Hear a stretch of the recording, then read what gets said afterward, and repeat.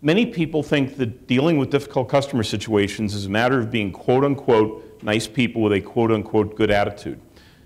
To me, difficult customer situations and customer service in general is a matter of specific communications techniques based on known principles of behavioral psychology that dramatically change the way that people react to you, especially in difficult situations. One of the great things about call centers is that you get to monitor people's phone calls, and it's an accepted business practice. And so one day I'm listening to a phone call with one of our agents who's talking to a woman who was using our very complex software package and had never had the required training for it, and had made some mistakes that had messed up her invoices going back for months.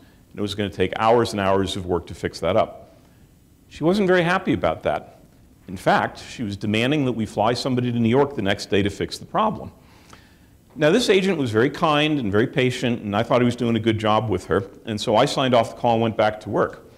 10 minutes later, he showed up in my office, and I said, "Dave, you did a great job with that woman." And he looks at me and says, "She's still on the line. She wants to talk to you. She still wants somebody to fly to New York."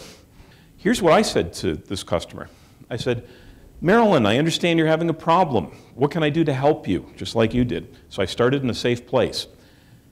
Predictably, she responded by saying, "Your stupid software messed up all my invoices and you need to fly somebody to New York." Now we reach what I call the oh my God moment, and what I did, again, very similar to what both of you were doing, I acknowledged and validated everything that she said, which is, I can tell you're really frustrated about this, and this is a lot of work. And I have good news for you. I can fly somebody to New York.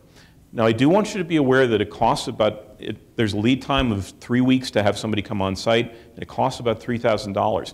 I don't want to spend $3,000. Of course you don't. So I want to see what I can do to help you for free right here on the telephone. So over the course of a 10-minute conversation, I never said no to her. I never told her she should have been trained. I did not fly anybody to New York. And we left this phone call as friends, with us helping her on the phone and with her talking to one of our salespeople for a training intervention. And that's the kind of outcome that I want you folks to have. But what's even more important is that within 6 months, anybody on my team would have handled that phone call exactly the same way. Why do people leave call centers? It's because they don't know how to talk to this guy. What happens is that obviously you train people to know your product, you train people to be polite. I'm sure you all have very talented staffs. You have good infrastructure since you're all Parachute users, but people get that deer frozen in the headlight moment when they're facing this guy. And the point I want to make is with the right kind of training and more importantly the right kind of coaching, people can understand this as procedural skills because customer service and customer support is fundamentally about people with problems. People with problems are no fun. Paraphrase what the other person says before you reply.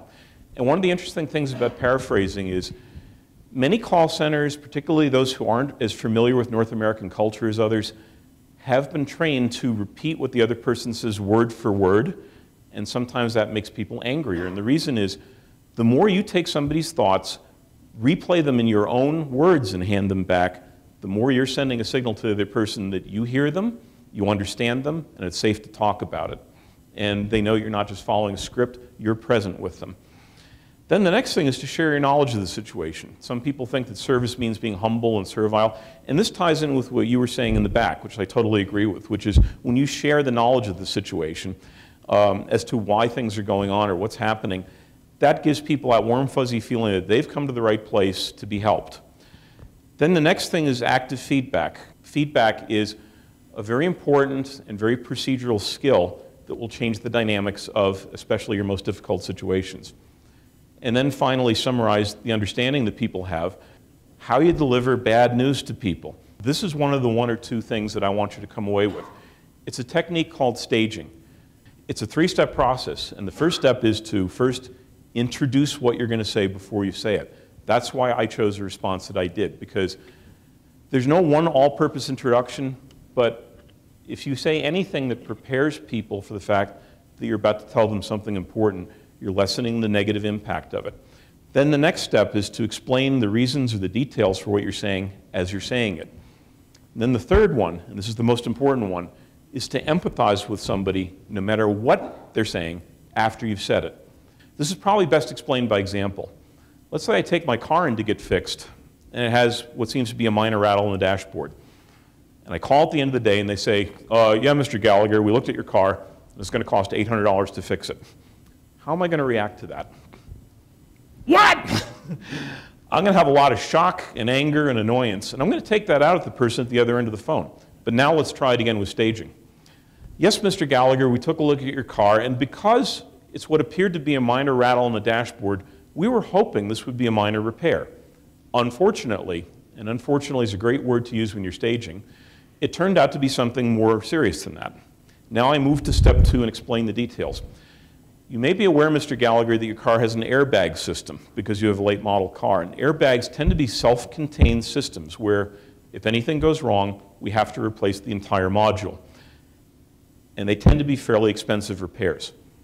The next thing I'm going to do is I'm going to ask how much it costs, and they're going to tell me it's $800. Now, question for you guys, am I happy?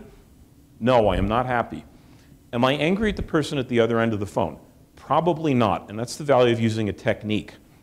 Now we're going to move to step 3. I'm probably going to respond emotionally to that and say, wow, that's 2 weeks' pay for me. That's a lot of money. Most people are going to say, I'm sorry, sir. This is what these repairs cost, and I'm afraid we don't have any other options than that. But that's not what I want you to say. What I want you to say is, you're right, that is a lot of money. I'd be frustrated if I were in a situation like this too. Would you like to talk to one of our technicians and see what your options are? And that's how you get through the situation. Staging is one of the hardest skills for people to feel natural about using. And in my experience, it takes a matter of weeks, maybe months before everybody does it. But here's what's really important. With enough coaching, eventually everybody does get it, and everybody does start using it. And when they do, it's magical to hear what happens. And that's when you start changing your metrics, and that's when you start changing your service performance. So the reason that staging works is that you're giving people information, you're helping them understand why there's a problem, but you're also adding some of yourself into the equation, letting them know that you're doing whatever you can to advocate for them. Change the wording of what you're going to say when you agree to something. People are going to be asking you things all day in a support center. You're going to say yes or no. You're going to do no more work depending on the yes or the no that you use.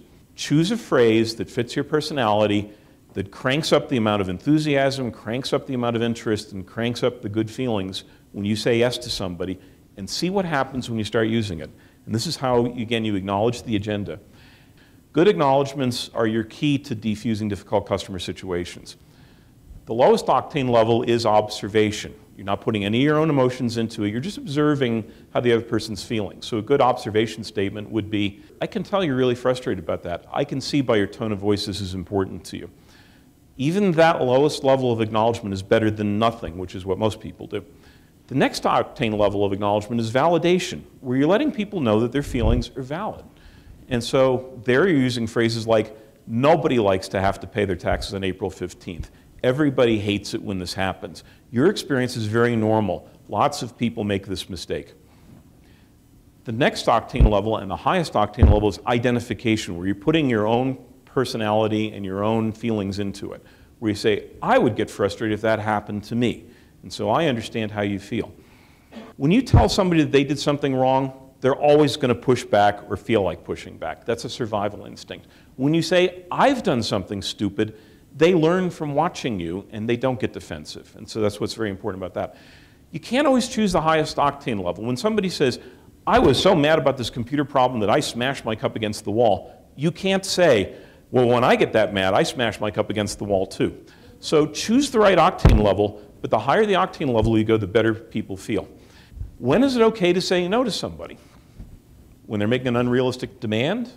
When they want you to take responsibility for something that's their fault? Anytime you cannot give them what they want, or never ever? My choice is D, never ever. And one of the things I actually make people write down in live training is never ever say no. And again, the reason for it is social cognition, which is that when you say no to somebody, they always push back or feel like pushing back. That doesn't mean being disingenuous and faking what you can or can't do. What it means is, instead of focusing on what you can't do, you focus on what you can do. And so the two parts of it, of responding to that, is what I call the can, which is always respond with what you can acknowledge, and that acknowledgement is critical, and then what you can do. So instead of saying, I'm not the right person to fix this, you can say, I can put you in touch with the right person. Instead of saying it's the end of my shift, that's something you should never ever say in a support environment. Instead of I can't give you a refund, I work with a lot of retailers, I can give you a discount, or I can show you some other options like regifting, or I can give you a gift wrap.